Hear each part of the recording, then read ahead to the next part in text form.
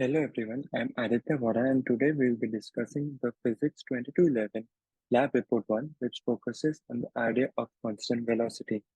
So now let us look at the table of content. The table of content includes introduction, followed by motion analysis of the toy train, which was taken as the object, followed by experimental computational model, which is then followed by experiment versus the predicted model, and finally the conclusion. Introduction.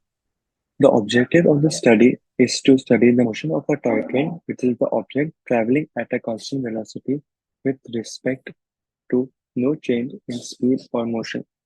The key ideas here are Newton's first law, which says that an object remains at rest or in the position of constant velocity until an external force is applied. The tendency to resist change in motion is called as inertia, and hence the first law of Newton is also known as the law of inertia. Newton's second law states that force is directly proportional to the rate of change of momentum, which is mathematically expressed as F net is equal to dp, which is the change in momentum with respect to time, which is dt. An object is said to be in constant velocity when the magnitude and the direction of rate in change in motion remains equal with respect to time. Now let us look at the experiment. The experiment was to record the motion of a toy train, which was a system, interact with the surrounding, and analyze it through a track graph. The surrounding interacts with the toy train in three ways. First, through gravitation, second, through frictional force acting in the opposite direction, and third, the initial push. The three formulas used for these experiments are first, the position update formula, which states that the final position is equal to the initial position plus the V average times delta t. The second is the velocity update formula, which works on the concept of V final is equal to V initial plus F net, which is the net force divided by the total mass times delta t. And the third formula is shown below. Now let us look at the motion analysis of my toy train. As you can see, as we proceed with time, the x versus t, which is the position versus time graph, forms an upward graph and hence indicating a positive slope. As we can see in the video, as the train proceeds, the change in position with respect to time is equal and hence it follows a constant velocity. Now let us look at the initial conditions for computational model. The initial position of the ball was taken at 0.041, 0, and the velocity of the ball was taken out through the formula, the final position minus the initial position divided by the time interval, which came out to be 0.196 meters per second. The final computational model is shown below.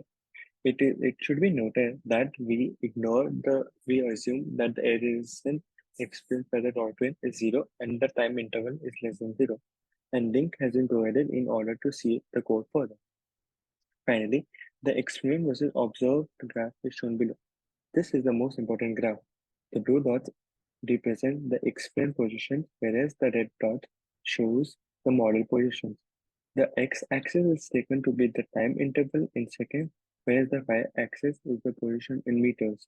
As we can see, both the experiment as well as the expectation values start out accurately at the initial time. However, they diverge due to external conditions such as friction, gravitation force, and others.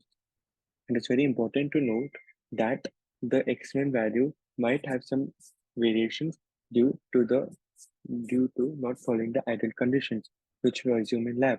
Finally, the conclusion. What if the x-axis are and the minus x-axis is interchanged? That's an interesting question.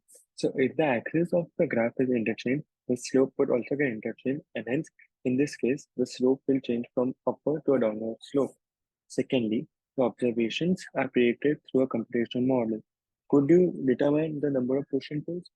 Honestly, I don't think that is possible because a lot of external conditions, such as air force, and all the other factors are taken into consideration, and hence it would be very difficult to determine the number of push and pull. Finally, the sources of error for the experiment are the net force might not be equal to zero, and hence the constant velocity might not be observed, and the initial condition might not be used. Finally, the Newton's first law says that a body at rest wants to stay at rest, and hence, thank you.